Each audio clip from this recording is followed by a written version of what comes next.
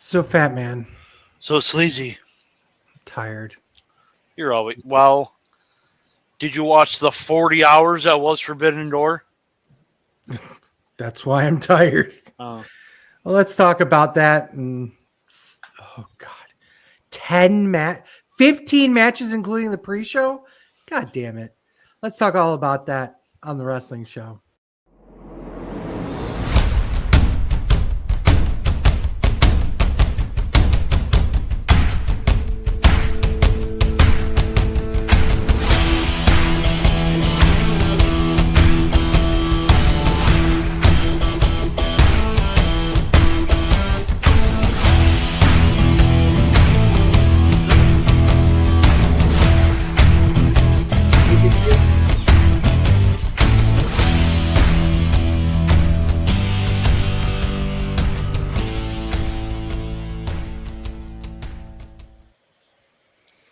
Welcome, everyone. This is Sleazy. this is the Fatman. And welcome, everyone, to another wonderful episode. I need to get some happiness out here because I'm not so 100% sure this is going to be the happiest show that we've done in a while. But first, the Jeopardy champ is here. Mr. Brandon Dietz is here. What's up, fellas? Are you ready for this? I am ready to talk about wrestling, sir, and how amazing professional wrestling is at this time. Minus what we watched on Saturday. I was just say you're a week late. You're a week early. That's next show. Yes. I think it was also a week late too. Yeah. Oh God. Okay, so let's start before I actually talk about the show itself. I had a chance to actually go to this. This is up in Long Island, actually at the UBS Arena. Remember 3 years ago, I want to say it was 3 years. I went to a concert at the UBS Arena. I was like, God damn it! If somebody doesn't run this, I'll be shocked. It's a beautiful arena, perfectly set up for professional wrestling. And here we are, AEW Forbidden Door 2024. Fat Man, I leave it to you. Oh, the guy with no voice. Thanks, appreciate it. You're welcome. I mean, did any of you watch the 30 hours that was the pre-show? Hell 5 no. fucking matches? Kyle Fletcher faced a nobody. So Kyle, the master of 0 Hour, Fletcher. Serpentenko? Yeah, whatever the fuck that guy's name is. Nobody cares. Okay, a guy whose biggest accomplishment so far is winning a match on Ring of Honor. Cool. And then you had Actually gave him a win? Mm-hmm. Kings of the Black Throne defeated 3 jobber teams. Ishii and Kyle O'Reilly, Roderick Strong and Gabe Kidd, random team, and Private Party. Cool. Did you see the ugly ass brainbuster that Ishii botched? Mm-mm. Search it on X, on the tube of the U. Holy fuck, it's bad. Now I have to go find it. Okay. Willow Nightingale, the fucking most overrated wrestler in the female division, and Tam Nakano defeated Chris Statlander and Watanabe. Mariah May defeated Saria in the Women's Owen Hart Cup tournament first round. And in trios action, the Lucha Brothers and Mystico defeated LIJ. How that was not on the main card is Which one? almost a travesty. Which one? LIJ. I'm not so sure. Compared to what we got, that should have been on the main card.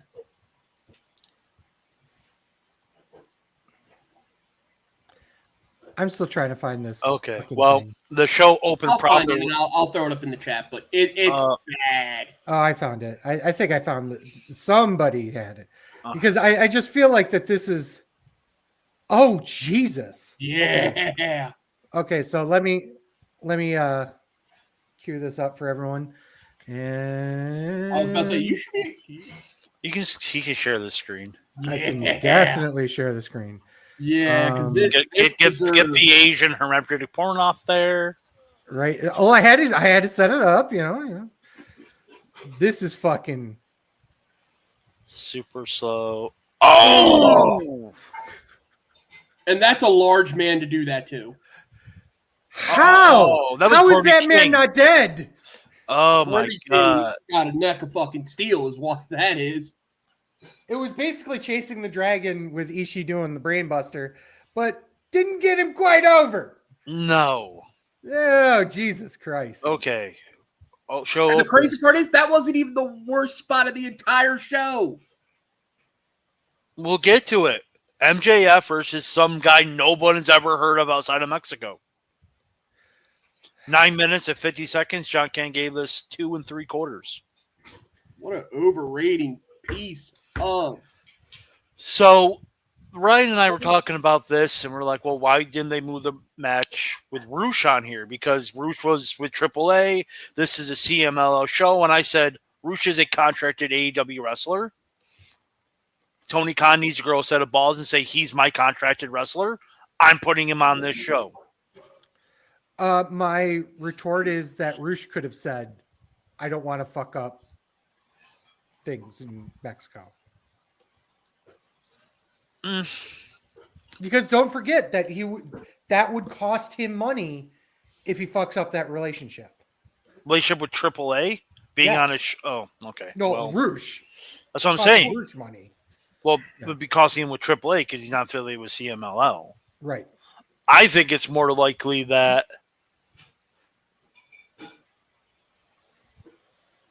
why does she always message me when like I'm on air? I think it's more likely that CMLL was all like AAA, no. It might have been that, but also I wouldn't if I was working with AAA and AEW and they were like, no, they're doing CMLL bullshit. I don't want any guys that work for me on there. I don't want to burn that bridge because that's money out of my pocket, literally. Right. If we Could be fuck both. that. Yeah, It could be 601. Yeah. So you got Hechichero here.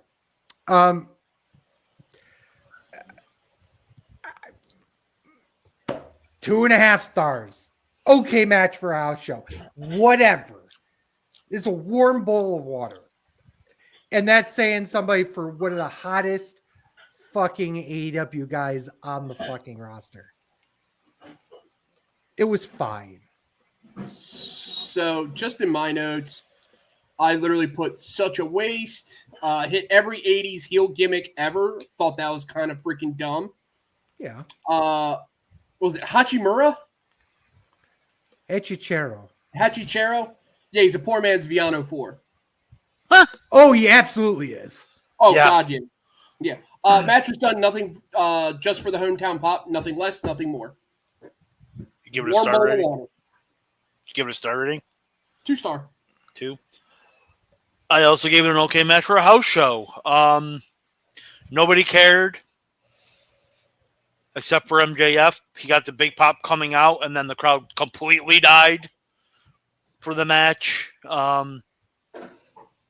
I mean, cool. Yeah, it was a waste of MJF. I wouldn't say it's a waste of MJF. I would say that it was it shouldn't have opened the show for one. It was good for a pop and then just Absolutely. actually the first 2 matches should have swapped.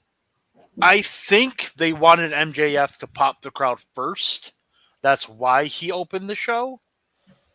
I'm okay with it opening the show, but I don't think it should have.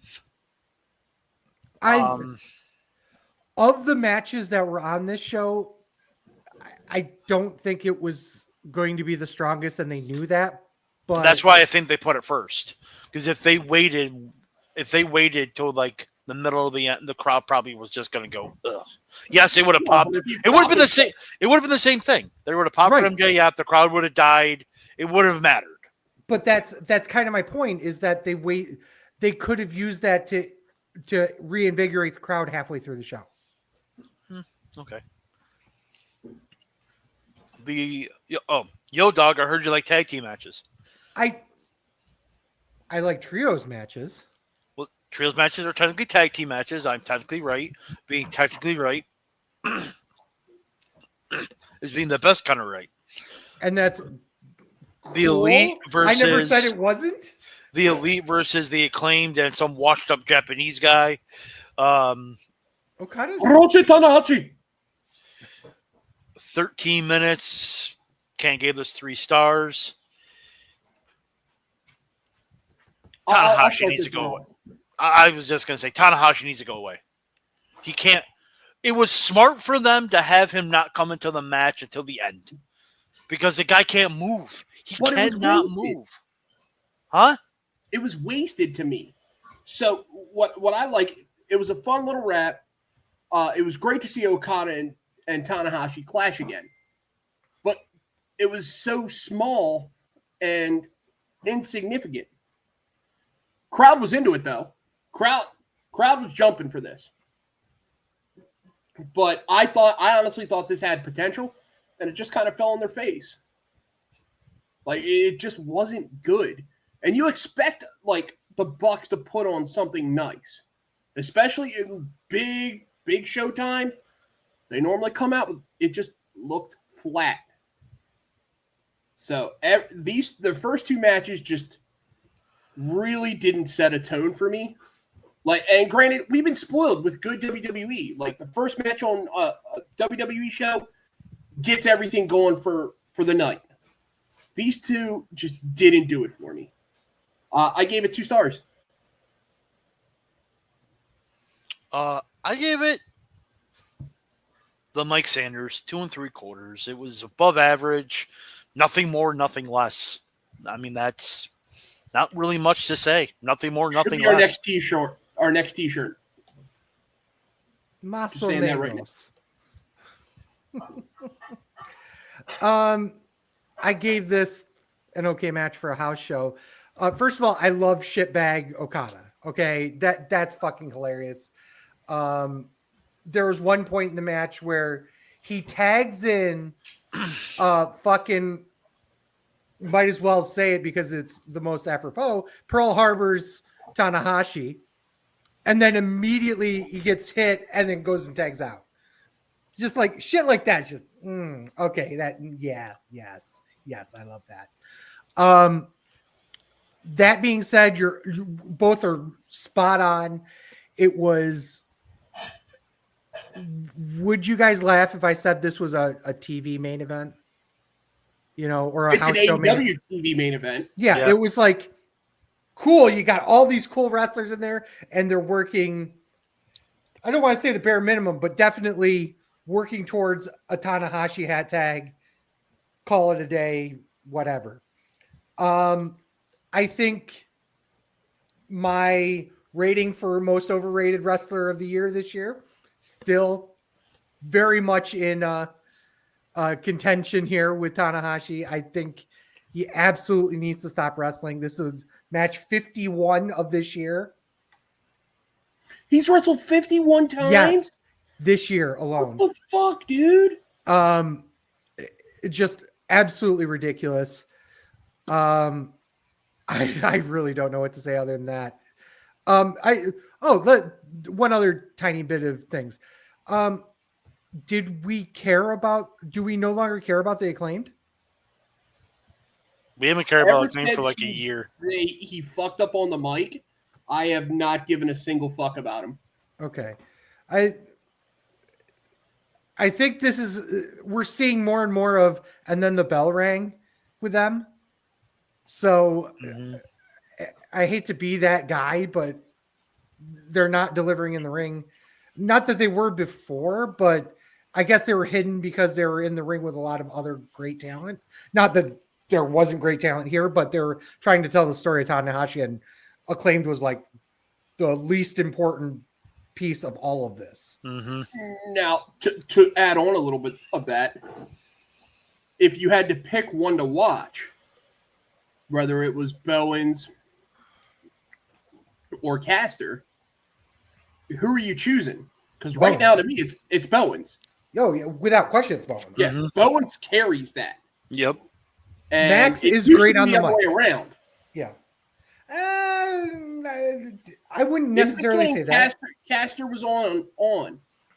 Now it just looks like he's kind of just going through the motions. It's depressing, to be honest with you, because they were one of the most hotter tag teams in that division. And you know what's it's just funny? Yeah, go ahead. It's Nakamura syndrome. Nakamura used to phone it in when he wasn't getting a huge push.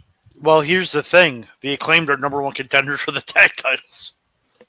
In this economy, At the same time, they're going to have to. They have to win the belts. I don't think they're going to. I think they have to. If they're not you want going to keep them together, they've got to win it. Either they're going to win it, or it's going to be the catalyst for them breaking up. The reason why they won to begin with, I mean, they won a non-title match to get the shot, so the Bucks are getting the win back. That's 100% going to happen. Do you know what's sad and depressing? I didn't 100% realize that until they started this 6-man that they had a title shot in the back. How depressing is that? I didn't even know that, so you're perfectly fine. Okay. Now let's get to the real start of the pay-per-view. Men's Owen Hart first round. Daniel Bryanson, haven't said that in a long time, versus Shingo Takagi. Why did I not? It was 20 minutes. I don't know why I didn't write down the time, but I know it was 20 minutes. Kent gave this 4 1/4. Sleazy. I gave it 4 stars. I thought it was good. I hated, and if they're going to keep doing this with Danielson matches, it's just going to drive me nuts. Is doing the whole stupid fucking, oh my God, we got to get Doc Sampson in here 10 minutes into the fucking match. Fuck you guys. Seriously. Here's the thing. I fucking enjoyed that, though. No, it was, Ryan loves when I say this, dumb. It was dumb. I gave this match 2 stars because of this thing. Why? Why was Danielson getting counted out when the fucking doctor was checking on him? Yeah, there were a lot of... Why wasn't the match stopped when Danielson was clearly hurt? This is obviously, you guys suspend disbelief as part of the storyline. I get it, but... and he was dropped on his head. It's dumb, and it looks bad. Why did the match go on another 17 minutes after?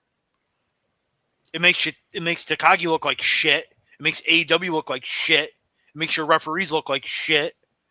They've been shit all the time. I know, but still, I'm going to bring it up. Why did Danielson kick out of Made in Japan when it affects the neck? Fuck your finish. There's going to be a lot of that. Everything after that spot was stupid. Plus, Takagi didn't tap. The ref made a judgment call. Really? Like Danielson was hurt and he didn't make a judgment call? Fucking stupid. Absolutely stupid. If they would have done the same thing without the referee spot, this probably would have been a 4-star match. They did it. It was fucking... Or the doc spot. They did it. It was fucking stupid. It took away from the whole entire match. That's why I gave it 2 stars. I can't justify giving it anymore. I understand that. I appreciate that. I gave it 4 stars because despite that stupidity, I thought the match was good. But I do absolutely believe that if we're going to keep doing this, fuck this shit, seriously. The other issue that I had with the match is, once again, you brought it up, the finish itself. I know on commentary that's where they went with it.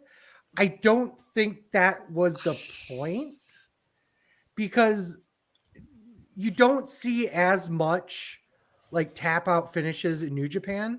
I think passed out, but they said it was a judgment call and he verbally tapped because he was laying there for a good minute afterwards. But I think the commentators fucked up. Right. But still, that's what they said, so it made it worse. I would agree with that. I agree with that, but when you're trying to do that on the call, on the fly, things like that, I give them a lot more leeway when you're talking about a live. You know what? call I like that. don't, because they've been doing it for years. They're experienced. I don't care. I'm not giving them any leeway. If WWE did the same thing, I'll be saying the same thing. So it's not just an AEW thing. They're experienced enough. I would bring it up, but it wouldn't affect the quality of the match, in my opinion. There's the difference, I guess. Okay. Fellas, I had no problem with this match. So, like I said at the beginning, this was the kickoff of the pay-per-view to me. So I put great fucking scrap. I actually enjoyed the whole selling of the previous Tiger drop, like the previous injury. I dig that shit. Try to suspend belief. I appreciated it. I popped when Shingo went for the lariat and he reversed it into a sub. That to me, he hit that catch wrestling, and I'm like, "Ooh, that hits the jimmies right there for BT." So for me, I thought this was going to be the start of something good. I saw the show had potential to trend back up, but then we get into the next one. What'd you give it? Oh, I gave it 4. I will say same rate piece of shit. Yeah. Hey, okay, we both liked it. This tells me the way they were talking, Danielson's winning this and winning it all in. Just the way they're going. Yeah. Danielson hasn't won a title. His neck's hurt. Plus, Danielson's also going on interview saying, I don't deserve a title right now. My body can't hold up. Come on. He's winning this fucking tournament. And So he's if winning he the title. wins it, he can't keep it long then. Somebody's He got doesn't need fucking to. He doesn't need He to. He's doesn't gonna, need to defend it. well, they're not going to do a tournament and then have him win and then have him go to. Well, no, they would. It's AEW. Yeah, I was gonna say they did it last year, didn't they? The first year they did it, nobody like Britt and Adam didn't defend the belts, did they? I don't think they ever defended the belts. Huh?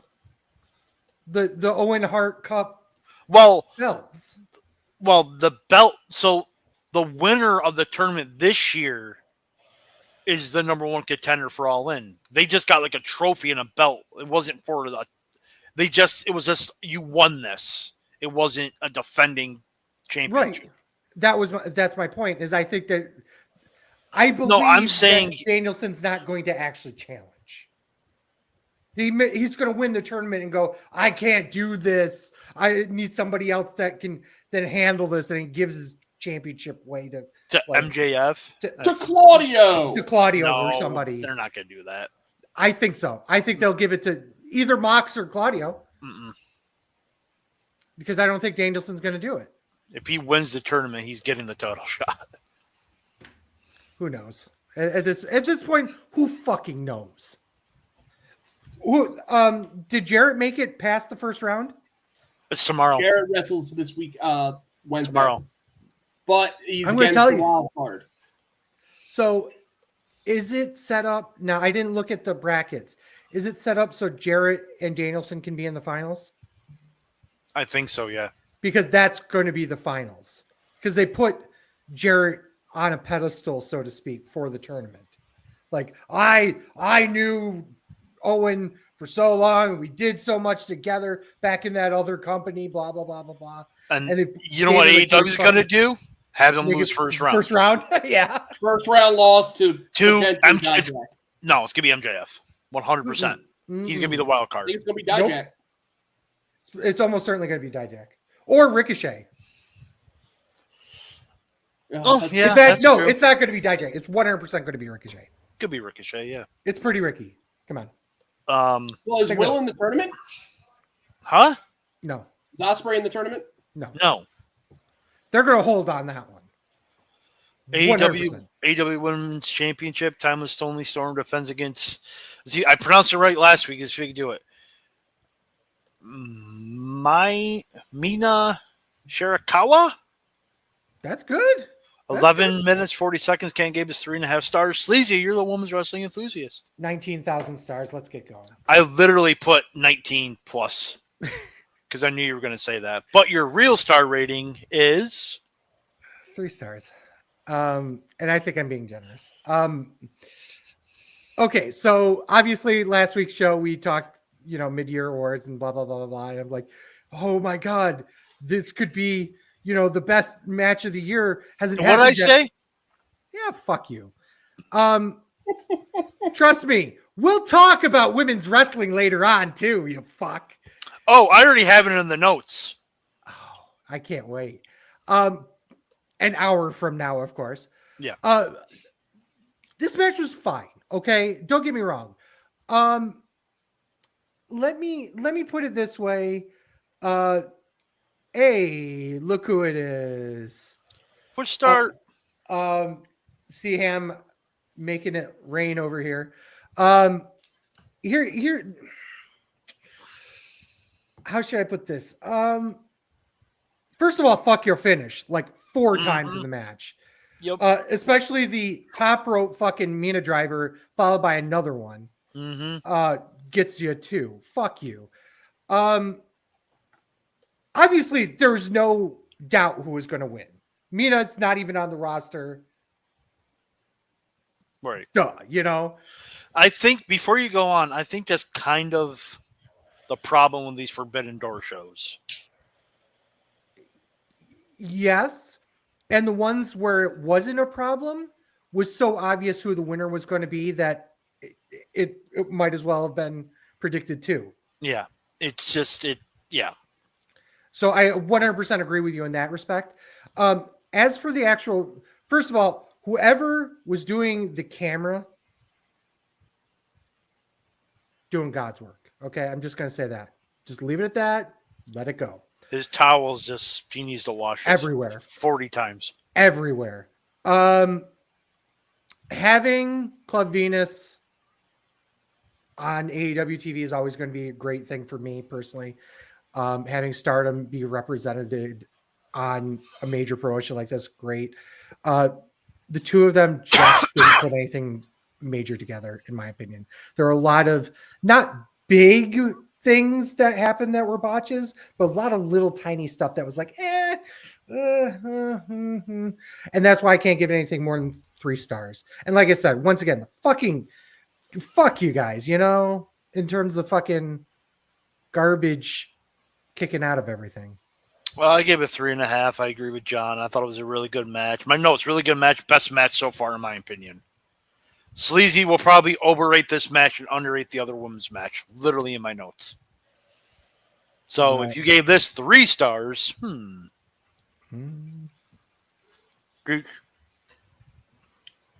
Yeah, fellas, I have the same rating, 3.5. So 3.5. Great back and forth action. I thought Mina looked on point.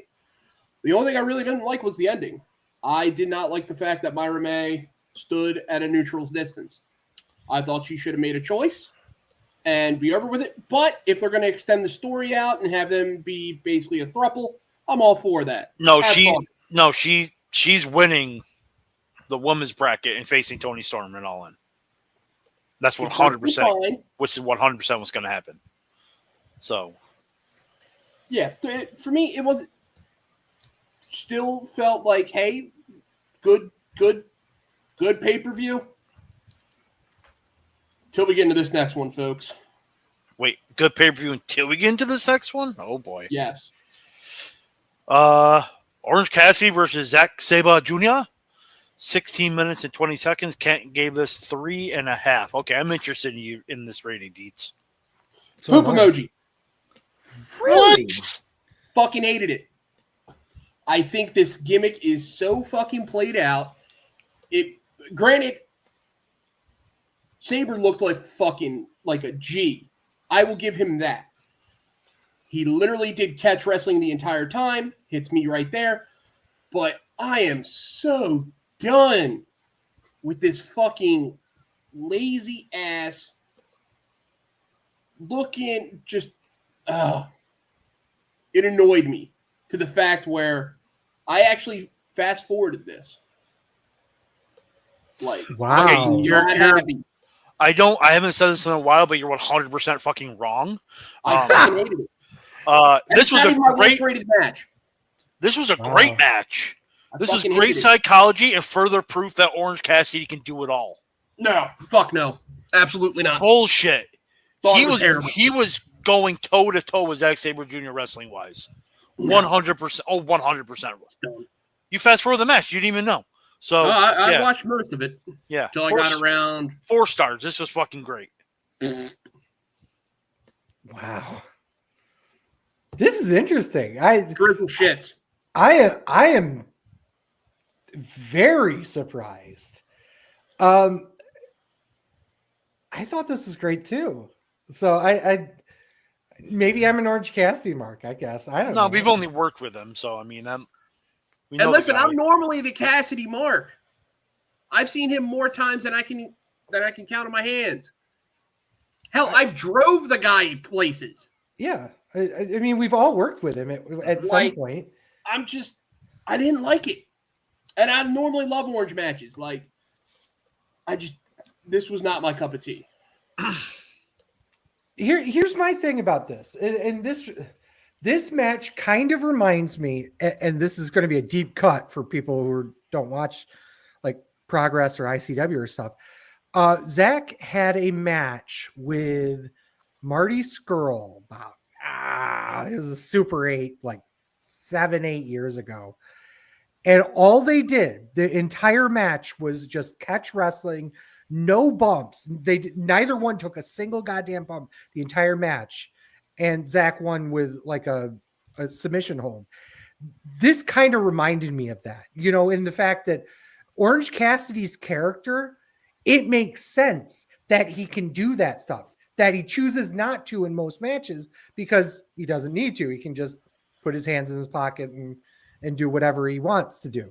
But it shows that, oh my God, underneath that, he can actually work. And he tried to beat Zack Sabre Jr., failed at it, which is another good plot point because to Deet's credit, like if you believe that he was taking the match not seriously, then it makes sense that Zack Sabre Jr. beat the shit out of him.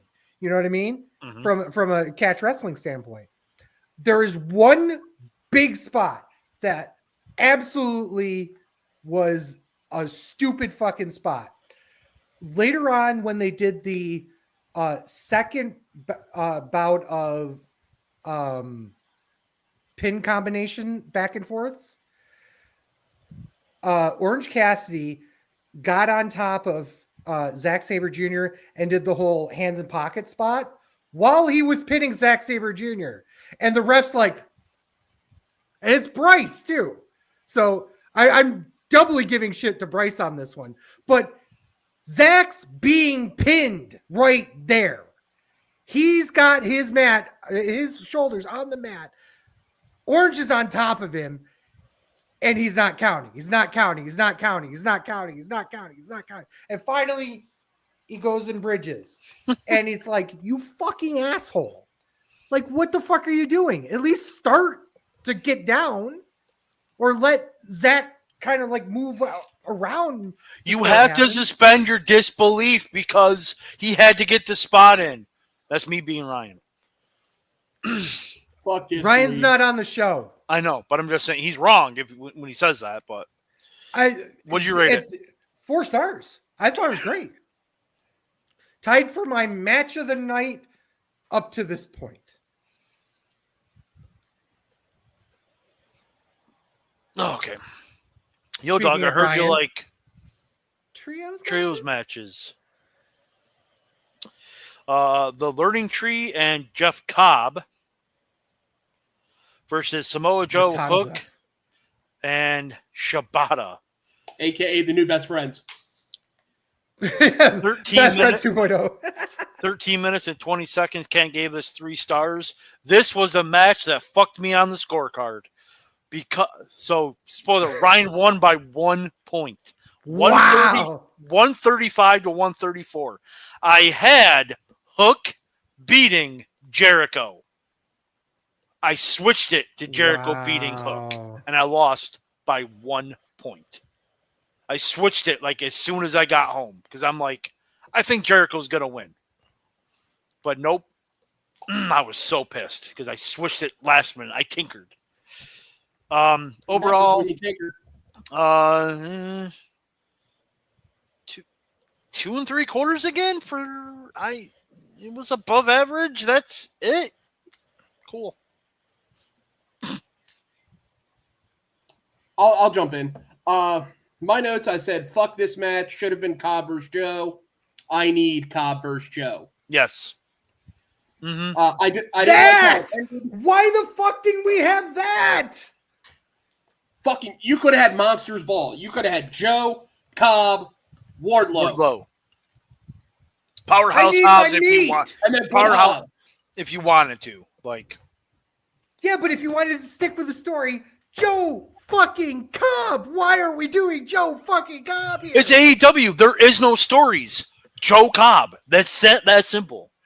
It's that simple. Do we need to see Jericho wave to people? No.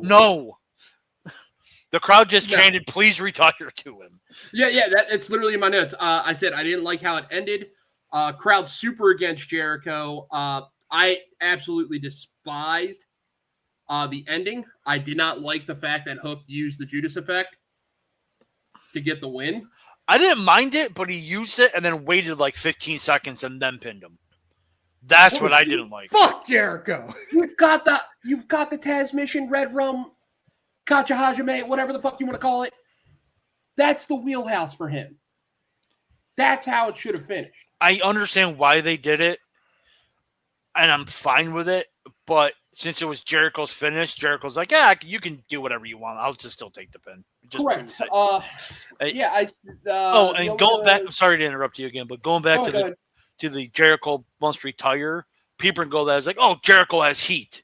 No, people really think he should fucking retire. That's not heat. That is go away. That's go away heat. That is please go away. We don't want you anymore. Heat. Would you consider this almost Enzo Amore heat? No, because Enzo Amore didn't have heat. Fuck you. I don't know what you're talking about. Enzo Amore didn't have heat. So we had heat in the back. Yeah, about it. Heat in the back. And to that underage girl he raped. But anyway. Wow. I said the R word. You said wow. Damn it. But still. I know, I said the R word. Ridiculous? Yeah, sure. This match. It could have been such a solid match, but the whole tomfuckery with Jericho just kind of, and the crowd, no, 2 stars. Matanza Cueto versus fucking Samoa Joe. Where's my fucking match, you fucking cowards? Samoan versus Samoan. Come on. This is terrible. This fucking match was garbage from the moment it started. 1 star. And my God, this is it for Jericho. Jericho and Tanahashi should have a fucking retirement match together where they both pin each other so they both can leave. Either that or the ring explodes, and actually explodes, and then, but we just don't see him anymore. Yeah, kill him off, literally. Jericho went back to his hometown. Ladder match for vacant AEW TNT Championship. Here we go. Mark Briscoe, Taika Shida, Jack Perry, Sleazy's favorite wrestler Leo Rush, El Phantasmo, and Dante Martin. 16 minutes and 55 seconds. Canton gave this 3.5. Deets, go ahead. Mr. Canton and I are getting along. I agree with him. 3.5, folks. Holy Brainbuster Batman. Mark Briscoe tried to kill himself. That whole table spot outside. Several times. I totally popped for Mr. Take a Shit Up, the blue thunder bomb onto the tables. That was fucking awesome. Which he just got right back up from. Way to not sell going through a table. Typical AEW. I honestly think Raw Kid died here, though. So, who do you think should have won? Mark? No. No. It should have been Takeshia. Or Takahashi, whatever it is. Takeshka. Takeshka. Thank you. Oh my God! Look at this Oh my fat God, fuck. he's ugly. And he's bald. And Wait. he's got a beard. Wait, And he's on his fuck last that? 15-minute break at work, so he decided to fucking hijack the show. which one are you talking yeah. about? Fat, bald, glasses, beard. Which one? The one that has something in his mouth. I don't know if it's a Which cigarette one? or I'm at work. It has to be a cigarette. Okay. Hi, boys. How are we? Welcome. So currently we're talking about a ladder match that happened on Sunday night. Right kid died. Yeah. Yeah. Absolutely right kid died. I get it for the storyline and or wannabe storyline that they're doing, but it's just, to me, it was just typical AEW bullshit.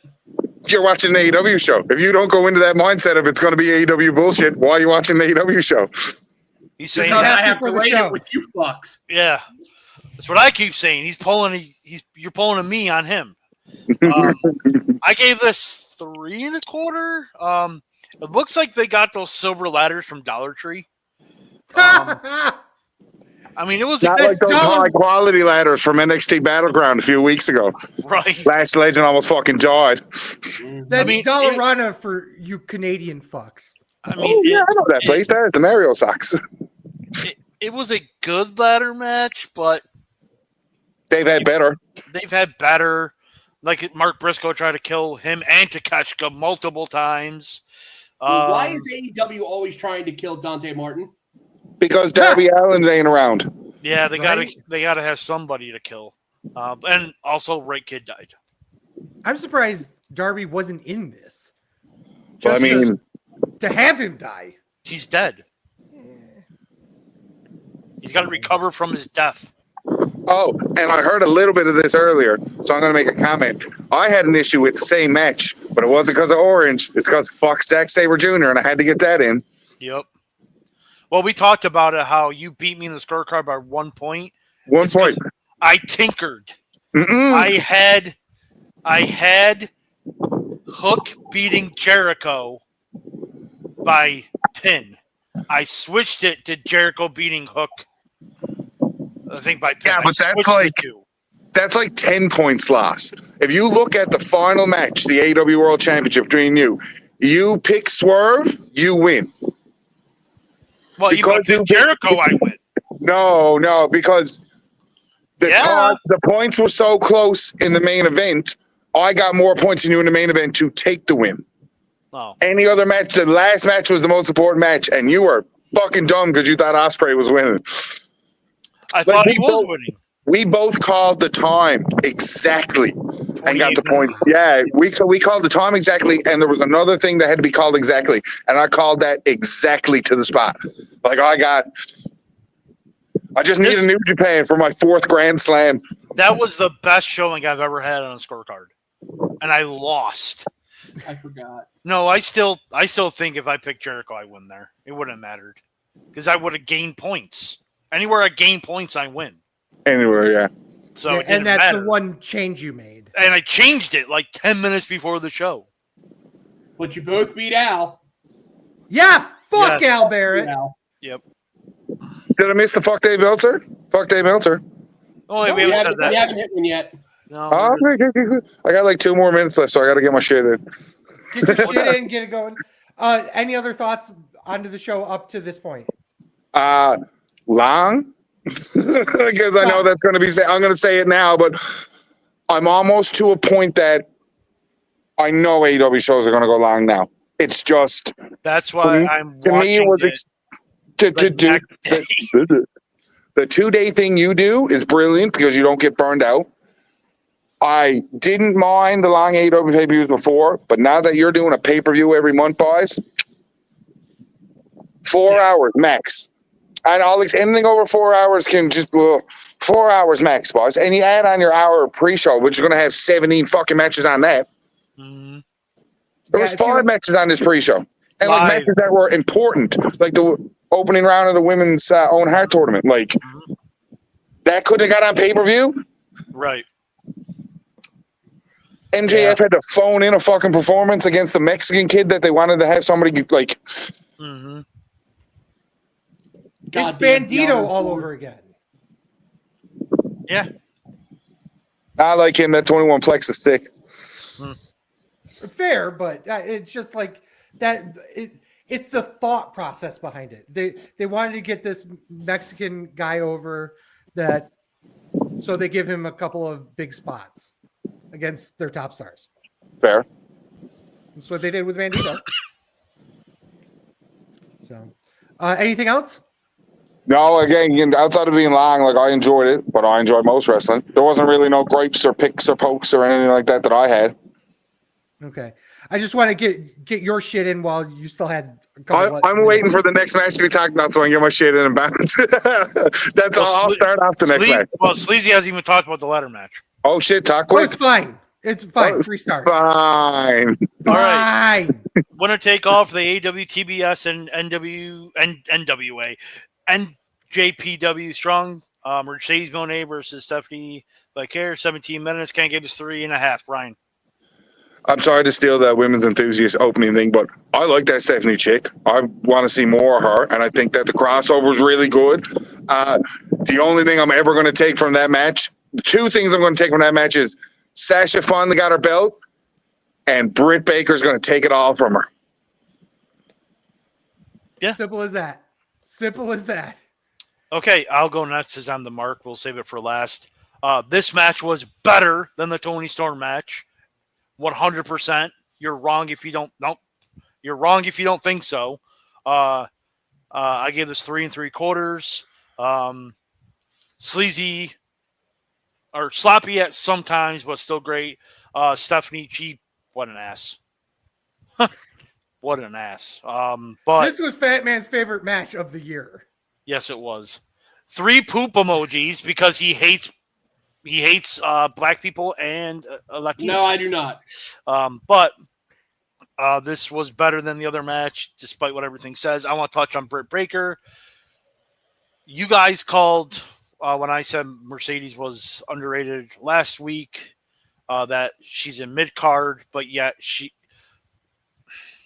Toni Storm is getting the storylines with the Mariah May thing, which is great.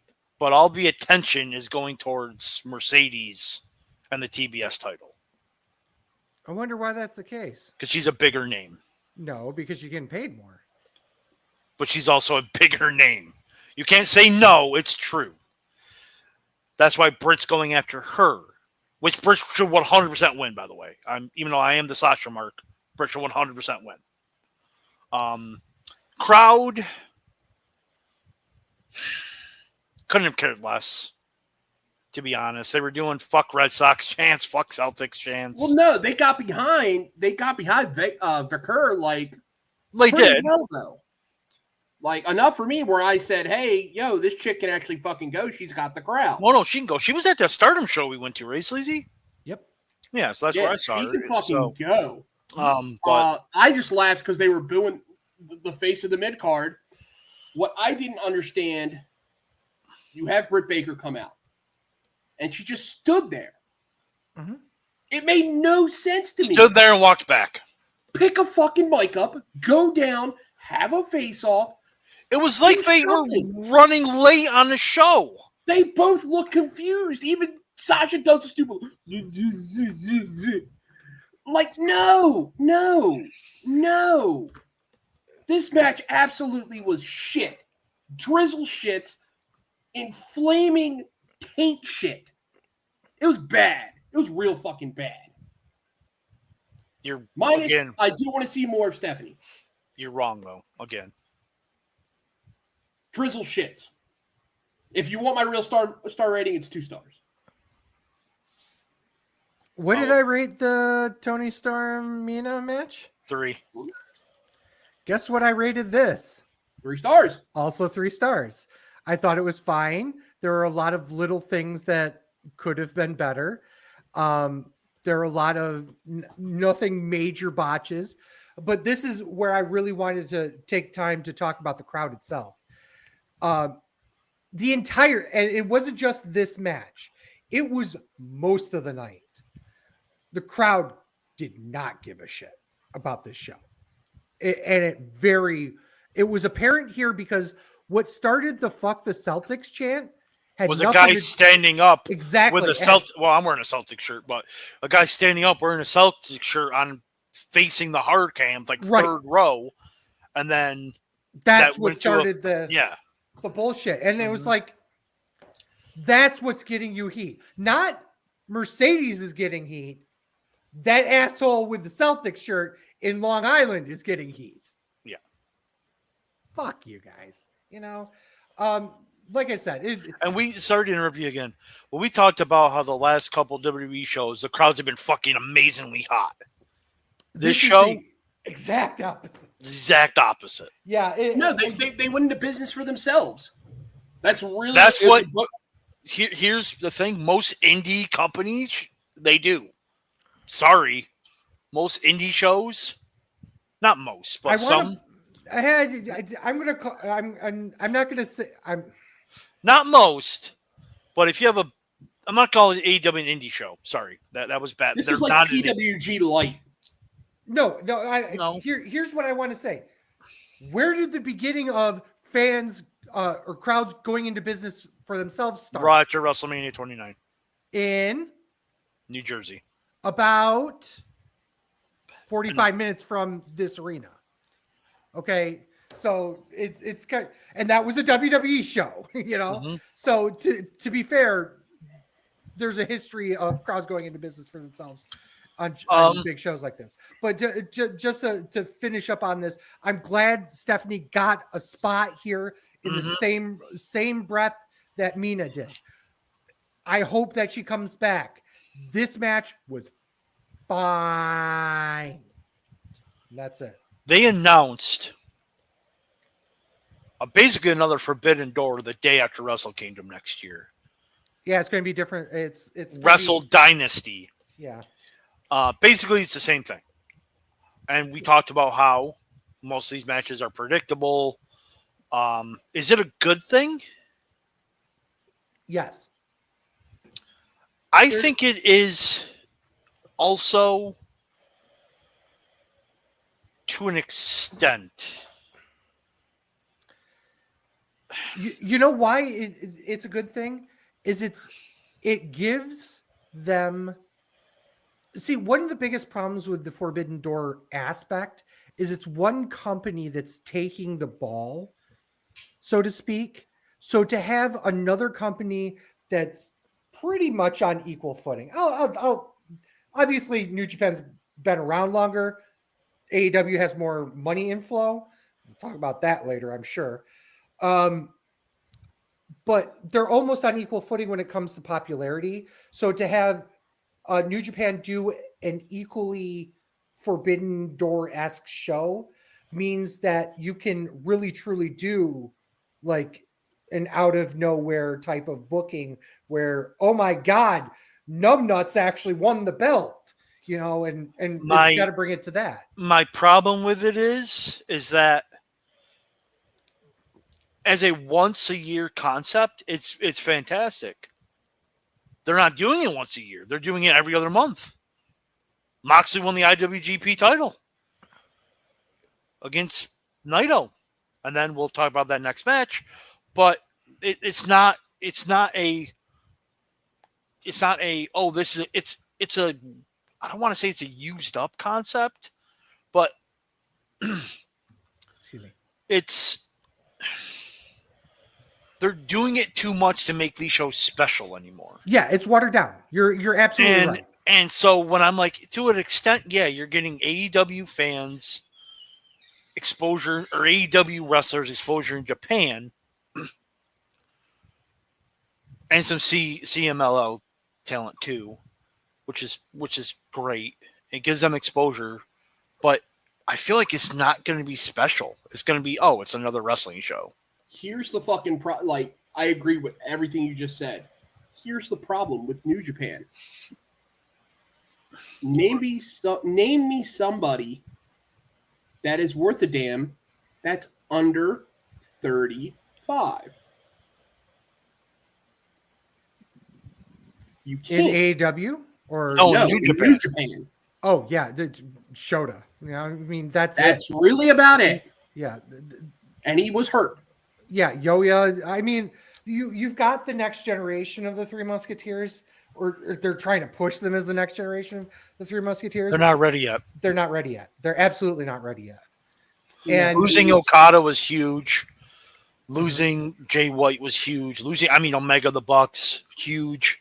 Well, they lost all of their main I mean, to AEW, and then you do this. like you said, Kota Ibushi. Where the fuck's he been? Plus, he's with AEW now. He's not even in New Japan. So it. To be fair, he's hurt still. Yeah, he's wrestling on two. Broken When is he ankles. not hurt? That's the problem. Well, he's wrestling on two broken ankles for years. So I mean, so maybe wait. Takahashi maybe is the only one I can think of. Is he even under 35? He's got to be under 35. Takahashi? I don't think he is. Takahashi?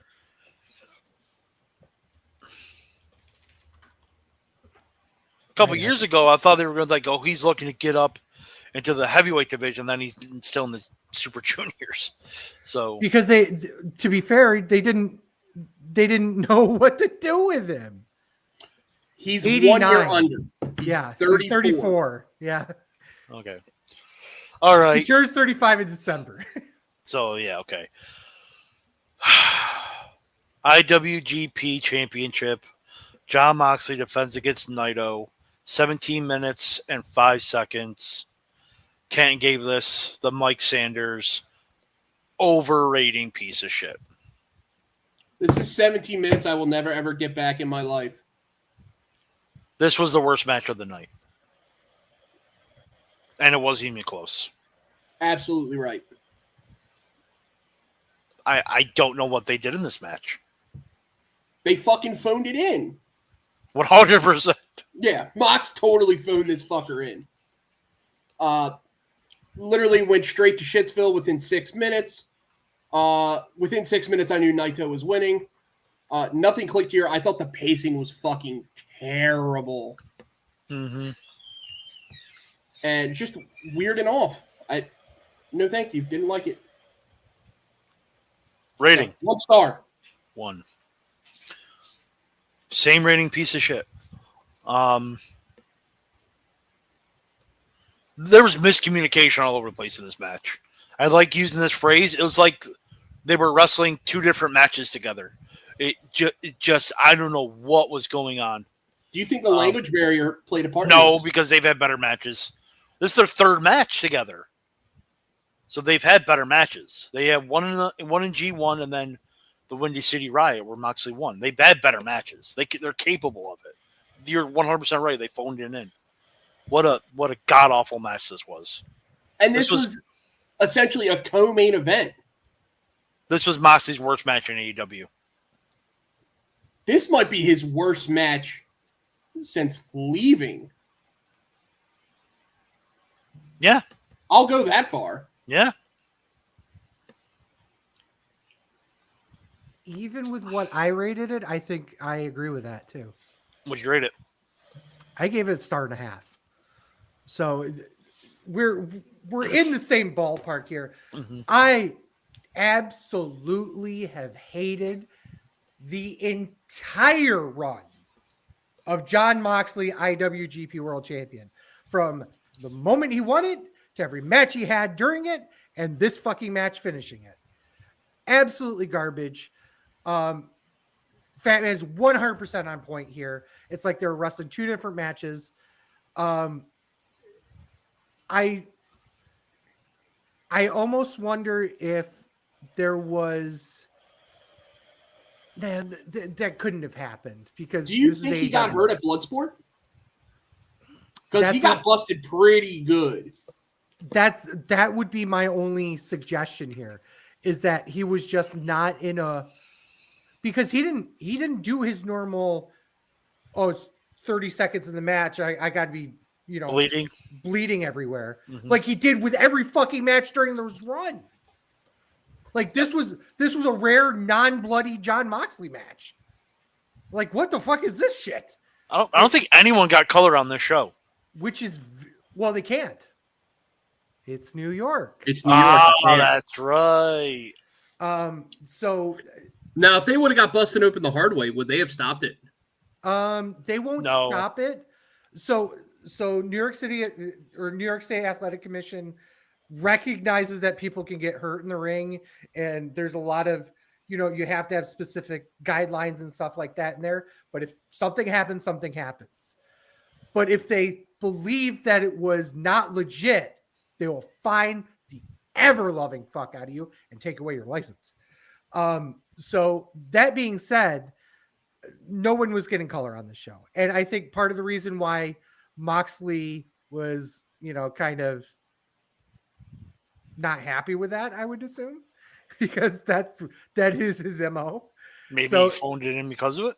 Yeah, it's like, well, fuck you guys. If we're not going to have the match I want to have, we're just going to have a stinker. Yeah, but to that's have a what I'm kind of stinker in suggesting. The second to last match of the night, where the crowd's already fucking tired. He was losing the title to Naito in a match that everyone knew was going to come out that way because Moxley was definitely dropping it back to him. And most importantly, we had this fucking, Naito is going to be, apathetic about it. So there was not going to be this huge, oh my God, Naito's won the championship. Blah, blah, blah. No, he just takes it, he just throws it on the ground, fucks off to the back. It's just Typical Naito. It was typical Naito, but then you had Moxley basically sell in the ring and then just roll out and leave after all that. So it's like, fuck you both, in character Naito, but for real Moxley. Whatever. Fuck these guys. Fuck the match. AEW World Championship. Swerve Strickland defends against Will Ospreay. 27 minutes and 5 seconds. Kenton gave this 4 3/4. Sleazy. The fuck was it missing? Oh my God. Here we go. Sleazy's going to say what was missing. Oh, there's a lot missing. First of all, fuck your finish like 15,000 times. Of course. It's an AEW main event. Right? Are we seriously going to fucking do a ref bump? God damn it. The whole okay, I'm done with the Don Callis Ospreay thing. I really am. Because the entire thing doesn't make sense anymore. Either do it or don't do it. Just finish it the fuck up. It doesn't make sense because they're not building it on TV. Right. They're just forcing it. Right. I appreciated the fuck out of that, though. I don't. What? I did. The Callis thing? Yes. I don't mind it, but they're not building it up. That's the problem. Listen, it's not about build up. It's about Will trying to do the right, thinking about either fucking somebody over or doing the right thing. But nope. I'm going to stop you right there. In the match, he said he would never use the fucking Tiger Driver. In the match, he went to go use the Tiger Driver. Yeah. Therefore, it doesn't matter if he was going to do the right thing or not. In that same match, your logic just went out the window. Mm-hmm. So that doesn't make any sense. To me, it's not doing the right thing. That's why they're not doing the work. That's why I also gave it 4 3/4. Because that fucking bullshit at the end. The match should have ended when he went to go do the Tiger Driver and Swerve countered it into a cradle. That's where the match should have ended. And then that would have been a 5-star match. Because he said he never used it. He was desperate. He couldn't put Swerve away. He went to go pull it out. Swerve countered it. Won. Perfect ending. Perfect ending. But then they had 5 more minutes of bullshit after that they didn't do the work on. Exactly. That's why I cannot go 5 stars. It's not. You're wrong. You're 100% wrong. Wait, what did you give it? I gave it 4. 5. You gave it 5. I gave it 4 stars. You gave it 4? Yeah, I gave it 5. Yes, I gave it 4 put stars. Great back and forth. I appreciated the Nana and Callis going at it. The big thing that a lot of crazy spots in this match, like I I guess it was like a Oz cutter, but Swerve countered it in midair and kicked him. Yeah. Like, that was fucking awesome. The double stomp on the announce table was Sick. crazy. That was sick. I would never have thought somebody would try that. That was so fucking cool. I appreciated the whole Callis and Will thing. I love the hell out of this match. It made me feel good at the end of the show. And that's what a main event is supposed to do. You're wrong. Call me an overrated piece of shit. Say okay. You guys are within a quarter star of each other, okay? Still no repeat. Fuck off, both of you. I don't know what match you guys were watching.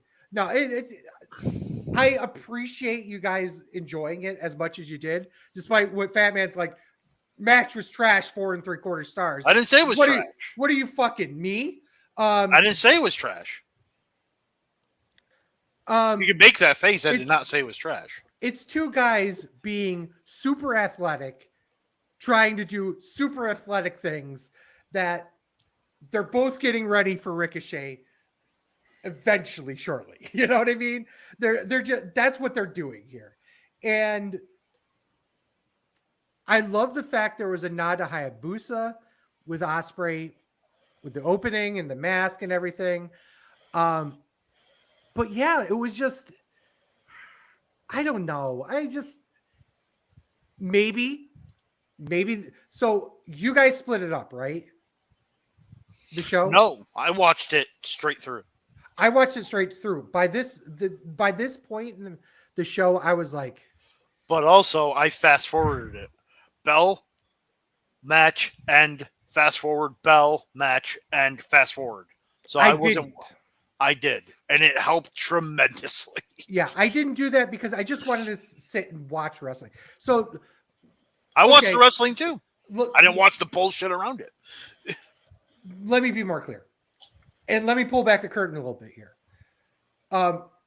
It's obviously it's a bit that I hashtag don't watch the product. But the reality is I don't have as much time as I used to do years in past where I could sit down, watch a show, and just enjoy a show to just enjoy a show. I did that with this. I really, really, really wanted to see this because there were a lot of names on this show I really wanted to see. There are a lot of matches I really wanted to see. So I just wanted to sit down and watch it for what it was. And then the bell rang. And that was the biggest mistake. and then the bell rang. So by the time I got to this, I was already starting to feel burnt out. And the ref bump pissed me off. The whole bullshit with Callis pissed me off. There were a lot of things. You're absolutely right. The match should have ended with him attempting the Tiger Driver and failing. That should have been the finish. I don't know, man. And it's gonna reflect in my overall thoughts on the show too. So another thing I didn't like was that they were after the end. They were panning, and then Paul Turner, as soon as the bell rang, he looked up, looking around, was all like, "Oh, okay, match is done, cool, nice sell job, Paul Turner." Right? It wasn't even the worst sell job on the show, too. But here's my thing about this. Where do we go from here? This is the cleanest you've seen Will Ospreay win or lose. Yeah, there was a little fuckery. Yeah, technically pin Swerve when the ref was down, technically. But the reality is 1, 2, 3, Will Ospreay's out. There was no belt shot. There was no, shit like that. Yeah, it took 4 fucking finishers to do it. But as an AEW match, that was as clean as you're going to get. Where do you go from here? And he's a champion. Why did they fucking do this match? That's the other thing about this. Why did they blow their load on this match so quickly? I don't know. Well, you got to put Swerve over as a champ. Why is Ultimate Warrior facing Hulk Hogan here? According to the report, Ospreay approached AEW officials and communicated his desire to put Swerve over, a real-life good friend, to help stop the aforementioned talking point, which is that Swerve is a placeholder till Ospreay wins at an all-in. And the general lack of importance given to Swerve's reign, Ospreay already had significant creative plans in store for the rest of 2024, so he had no issue putting Swerve over. And also wanted to set an example for the rest of the AEW roster that for the company to succeed, it has to be a team effort. Ospreay reportedly proposed this idea after winning the international title, and also wanted to illustrate to other talent that nobody should be above losing a match to the world champion. After the match, some people in AEW felt that Ospreay proved his point. AEW sources also dished out strong praise for Ospreay, saying he's been great to deal with during his time, and that he has helped out when needed. Apparently, they are not going to face each other at all in, and that was never the plan to begin with anyway. Oh yeah, I assume Ospreay's facing some. I don't want to say some big talent. I assume it's going to be Ricochet. They've been kind of breadcrumbing that for a while. I know it's a long time from now, but I would really like the run back of Kenny Omega versus Will Ospreay. That too, yeah, that would be another big. If he's ready. Yeah. I don't think Kenny's ready at all, though. Yeah, you never know. That man can heal. Not a John Cena special, but it's right. We're probably 6 to 8 months away from him coming back. Probably, unfortunately. Overall thoughts on the show? Yeah. So overall, great ending, but man, a lot of drizzle shit. MVP of me would be, of course, the Swerve Ospreay match. 70 Baker as well. I thought Baker looked like an absolute ace. Monet looks rusty as fuck, but she'll be back. Even with me being very against her character, she's a horsewoman. She's gonna get her shit in. She just needs ring time. Can we please stop trying to kill Dante Martin? This card could have been a lot better if it was shuffled correctly. So for me, match placement, it didn't work out. I thought having MJF open and then putting the 6-man next to it was just fucking overall bad. Overall, AEW has put on some bangers of late, but this one totally missed the mark. 2 3/4 stars, the old Deech special for the entire pay-per-view. 6 out of 10. There's some good matches sprinkled in. Nothing. I mean, besides the main event, there's really nothing to go out of your way to see here. This was a typical 2015 WWE pay-per-view. Yeah. It's what it felt like to me. Mm-hmm. Okay. It ain't WrestleMania, folks. It doesn't need to be this long. It's one thing when you have one show, maybe 2 a year that go long. We can't keep doing this every fucking month. Especially when you have a 2-hour pre-show. Yeah, this show was in desperate need of editing. I dare say this. Neither one of the 6 men should have been on here. The pre-show had matches that could have been on the main show, but weren't. Strangely, I'm going to say it. The ladder match didn't need to be on here. Yeah, it did. Fucking pay-per-view that The ladder they put on in 2 years. I think the ladder match should have been on here. I think the ladder match should have been saved. Because they could have made a bigger deal out of it, and the talent they had in the match could have easily have done another show. I mean, if you get rid of the 2 6-men, you're saving about 40 minutes. half hour plus entrances, about 40 minutes. Yeah. And then you can put You could. I hate it. I thought I'll give it the Bret Hart 4 out of 10. Even though I gave 3 matches 4 stars though. Yeah. I gotta give it 5 then, because it wasn't a. It was just a show that desperately needed an edit. That's it. There's the reality of it. I'll just leave it at that. Okay, I'm checking news and rumors here. Not too much. Let me put the banner back up. We talked about the whole thing.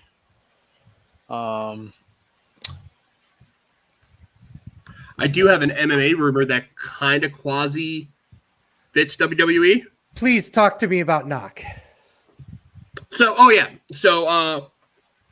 it was Ray. I think it's Hachimura. No, it's not Hachimura. Oh, I don't know. Ray Suruya. Yes, there we go. Wow, racist much? Whatever. I'm I was trying going to here. say it no matter what you're doing. Yeah, I'm trying here. Basically, he is the top 125 wrestler in Japan, but also is in love with Japanese professional wrestling. Mhm. So his idol is Shinsuke Nakamura. So in turn, when he literally asked Shinsuke Nakamura, "Would you mind cornering me?" He said, "Hey, I'll do it even better. I will come and help you." Because Nakamura does have a legit MMA background. Yes, and he's got an MMA record. Mm-hmm. Yes, he does. So it might be 0-4. It's not great. It takes fucking stones to step through. Multiple times.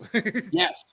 Yeah, especially in that era when you have nothing but fucking juiced up roid heads. Mm-hmm.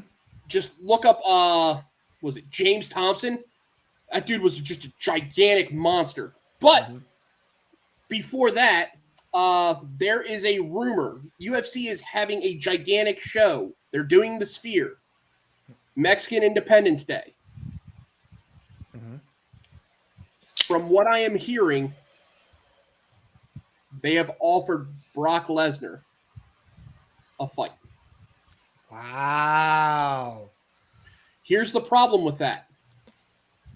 If Brock is... Well, actually, never mind.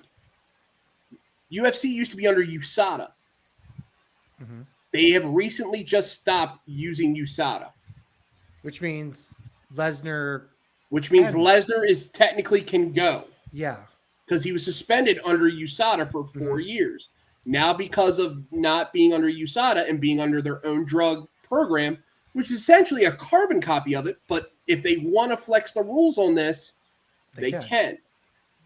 At the same time, I don't know any fucking heavyweight that would step in the ring with him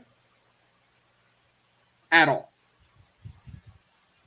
Because all the big names are booked up. Yeah, there's really no point. That's where I said I'll leave this as something I heard, but at the same time, Lash LaRue for life. Yes, thank you, Julian. I gotta get the gimmicks in, folks. No. I just No, don't know that's- how to spell LaRue, I guess. But Caleb that's what I heard. Caleb Braxton is gone from WWE. Yeah, I'm sad. Potential AEW, from what I'm hearing. She said Everyone's she's potential AEW. well. Yeah, she even take it with a grain of salt. She even said just because I'm leaving one wrestling company doesn't mean I'm going to another. Yeah. Correct. But that doesn't mean she's not going to another. But Honestly, I hope she ends up in like ESPN or something, like That's how what Charlie does. yeah.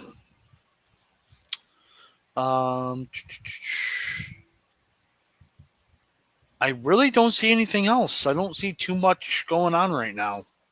I'm purposely staying away from Money in the Bank rumors, not just for me, but for Sleazy. I appreciate that. No, I don't. No, I don't see anything else.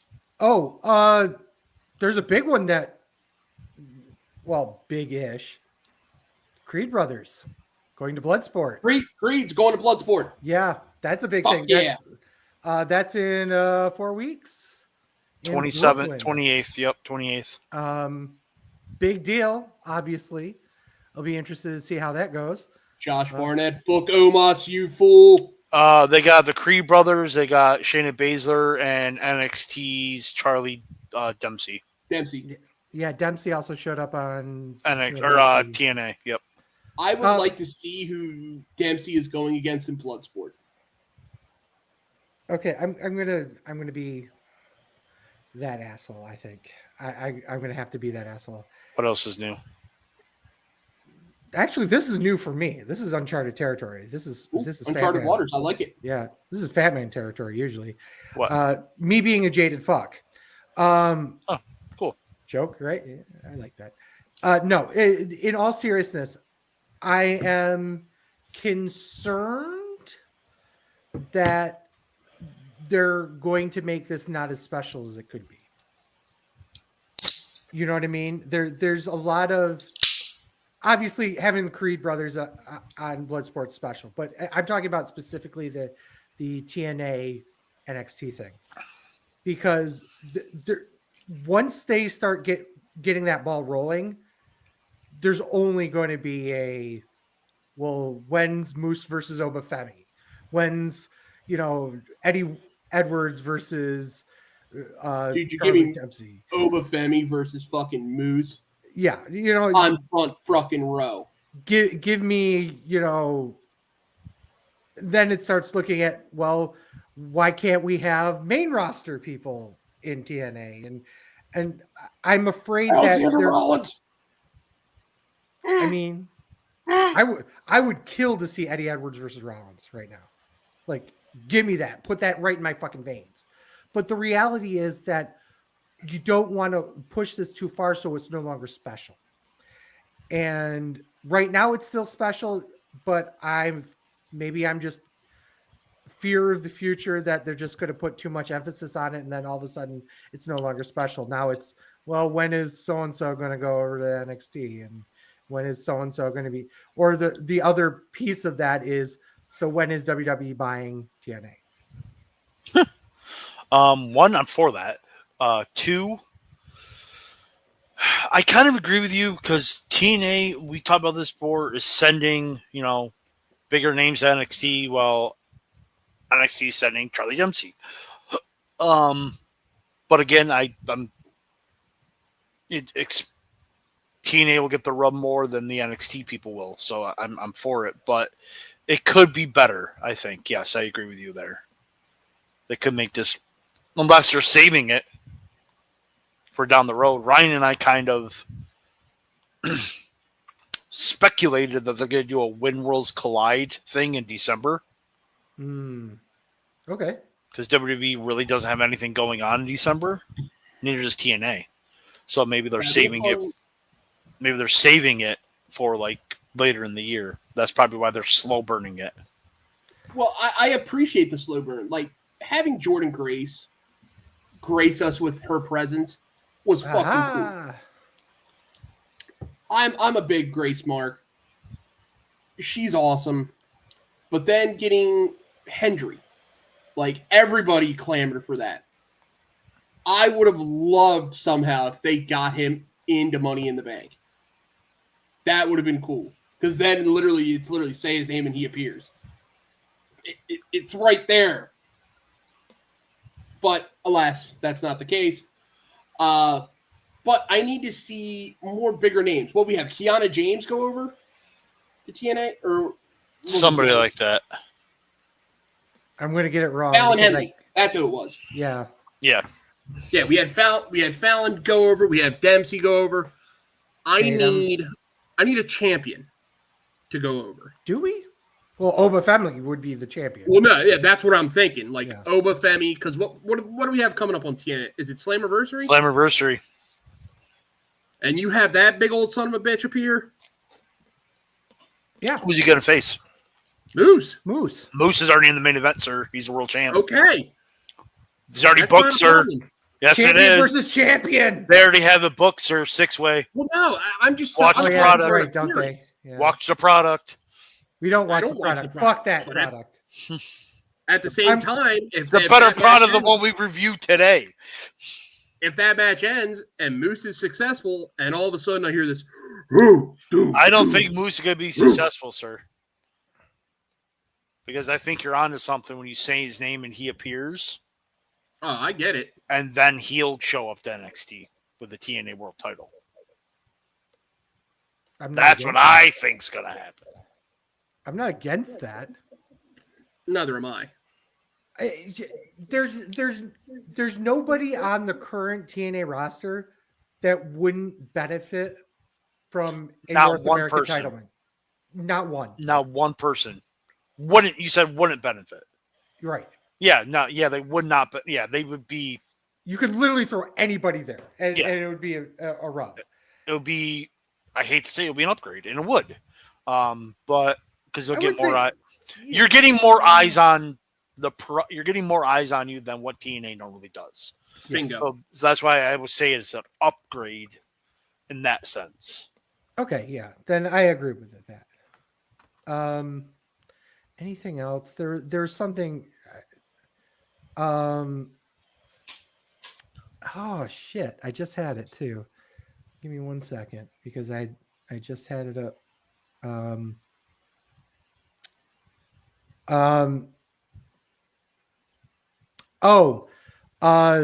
The New Japan Oceania Cup. Stupid thing. The fuck is that? Excuse me? You sneeze? It's fucking ridiculous. It's another tournament Of course, that it New is. Japan's doing, and it's for a fucking cup, and it's like King of Pro Wrestling, but another. But the key thing is that it's for Oceania, so like you're gonna have like Cobb in it, and obviously all the Japanese wrestlers and stuff like that. But the suggestion is that it's going to be, it's going to be in Sydney. The actual show is going to be in Probably Sydney. could be in Australia or New Zealand. Yeah. So So cool. August 16th.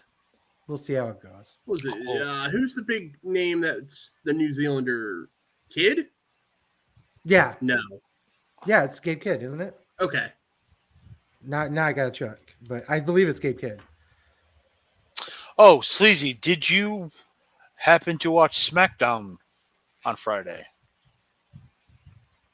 Or at least see one segment from SmackDown Yes, on Friday? I did. Because we'll be remiss not talking about that. Hang on. Oh, you can't see me just massaging my tits. What a fucking...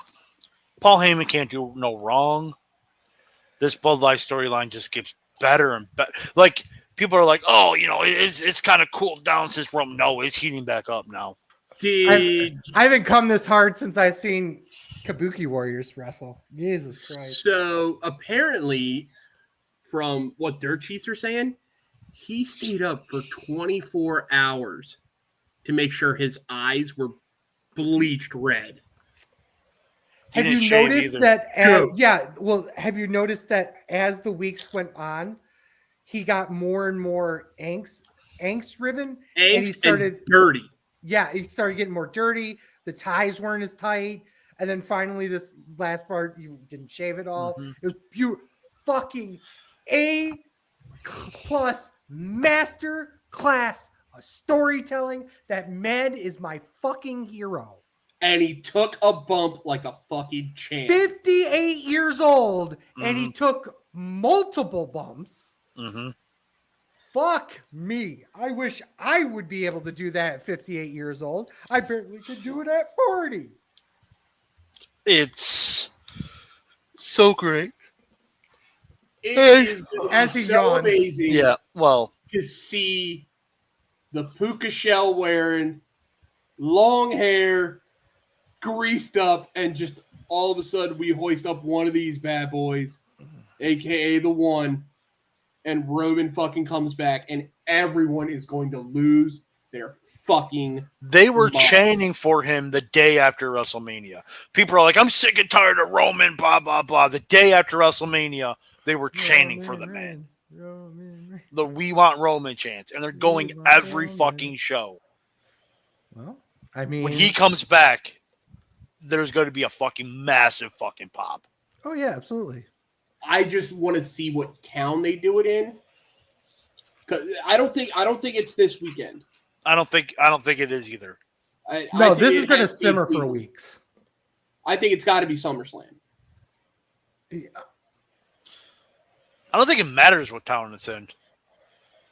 To be honest, It does matter what show it is. Yeah. what show it's on, but I Yeah. don't think it matters what town it's in. Yeah. I think doing it at SummerSlam would be the right call. Because Like, then what you work into according to the dirt sheets, it's Cody versus Solo at SummerSlam. so you have 4-on-1 beatdown and then Roman Solo. comes back. Well, this week it's Solo versus Cody, Owens, and Orton.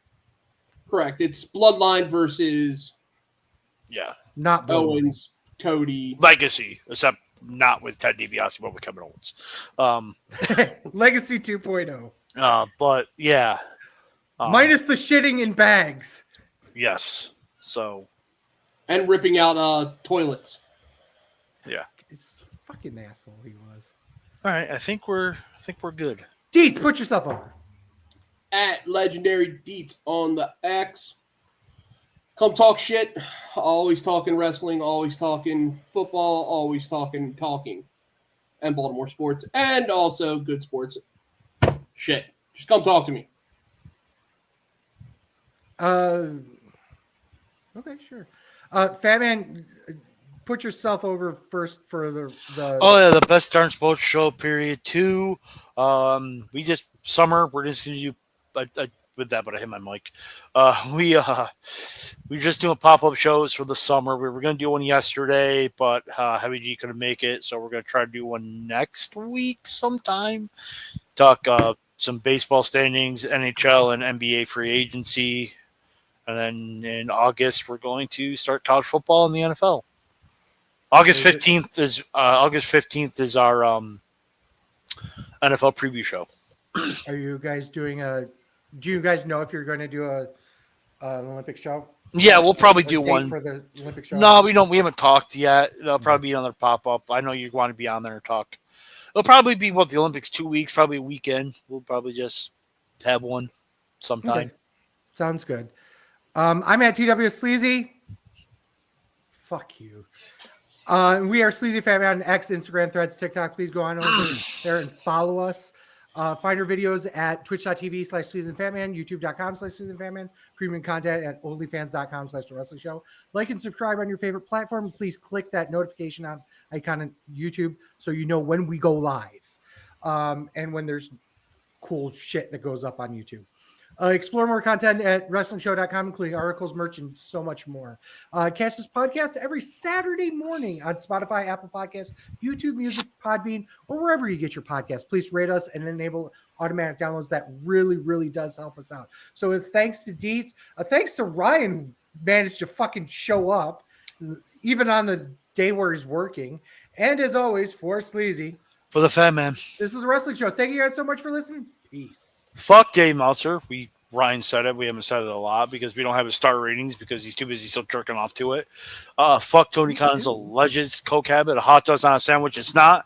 A sub is not a sandwich. It's not. A burger is a sandwich. A taco and a burrito are not sandwiches, you Indiana fuck. And next week we talk an actual wrestling promotion and Money in the Bank.